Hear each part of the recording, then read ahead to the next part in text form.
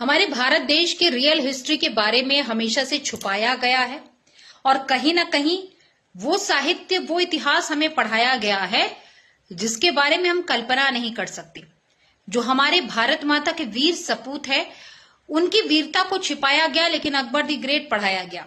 आज बहुत सारे लोग औरंगजेब को क्रूर शासक नहीं मानते हैं, बल्कि बहुत नेक इंसान मानते हैं, जो हमारे भारत देश में रहकर मंदिरों का निर्माण करता था। ये वही औरंगजेब है जिसने जीते जी अपने बाप को पानी के लिए तरसा दिया, जिसके पिता ने कहा कि भैया तुम देखो हिंदुओं को जो अपने पिता की मृत्यु के बाद पितृ तर्पण करते हैं, जल देते हैं, अर्घ देते हैं, और तुम जिंदा रहते हुए मुझे पानी के लिए तरसा रहे हो, खाने की बात तो छोड़ दीजिए।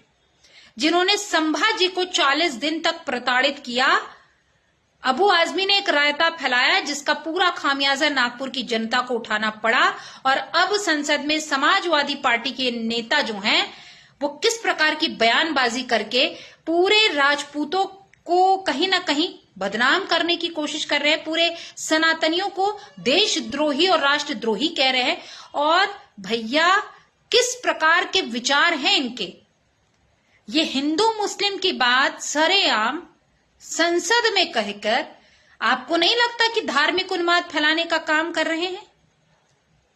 एक तो ये बीजेपी के लोगों का तकिया कलाम हो गया है सभापति महोदय कि मुसलमान, इनमें बाबर का डीएनए है।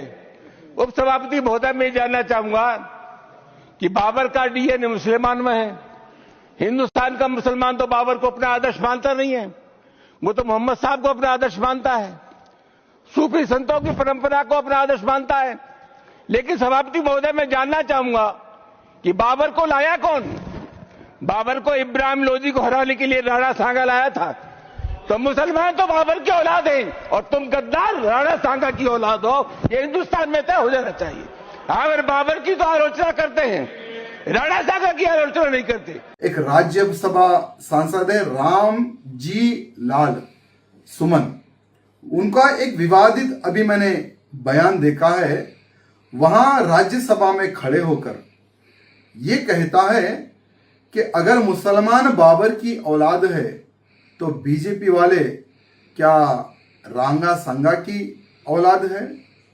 तो ये शब्द का उपयोग क्यों किया जा रहा है मुझे समझ में नहीं आ रहा है। तो उस राज्यसभा सांसद को मैं कहना चाहूंगा कि राणा सांगा का एक बार इतिहास उठाकर देख लो।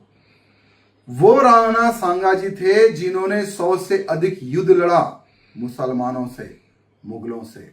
वो राणा सांगा जिनके शरीर पर 80 घाव लगे लेकिन हार नहीं मानी और ना ही अपनी तलवार झुकाई। वही तलवार से देश की रक्षा के लिए, धर्म की रक्षा के लिए मुगलों का सर्वनाश करने वाले हमारे राणा सांगा जी थे।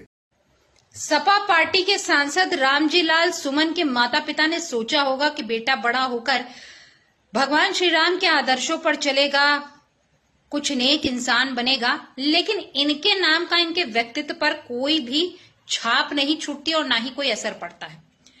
क्योंकि जो इंसान बाबर के तो गुणगान गा रहा है, लेकिन राणा सांगा को कहीं ना कहीं देशद्रोही करार दे रहा है और ये कह रहा है कि हमारे सारे भारतीय जो है ना, वो राणा सांगा के डीएनए वाले हैं, देशद्रोही, राष्ट्रद्रोही हैं। और वो ये भी कहता है कि बाबर को लेकर कौन आया था हिंदुस्तान में? राणा सांगा। तो भैया रामजी लाल सुमन साहब, इतिहास पढ़िए, किसी ऐसे इंसान से पूछिए जो दिमागदार हो, जिसके ऊपर ज्ञान हो। आपने पता नहीं कौन सी किताब पढ़ी भी कि नहीं पढ़ी, मुझे नहीं पता, लेकिन थोड़ा पूछिए। और जो इंसान अगर बाबर को लेकर आता तो वो इंसान उससे युद्ध नहीं करता। और जिस राणा सांगा की बात आप कर रहे हैं ना, उसके चरणों की धूल भी आपके खानदान में कोई नहीं होगा। पता है क्यों? एक हाथ चला गया, आंख चली गई, पैर चला गया, फिर भी वो भारत मां के लिए लड़ रहा था, वो राणा सांगा था। समझ रहे हैं ना आप? तो डोंट कंपेयर। और इनके ऊपर कड़ी से कड़ी कार्रवाई होनी चाहिए। टाइगर राजा सही कहते हैं, आप क्या कहते हैं?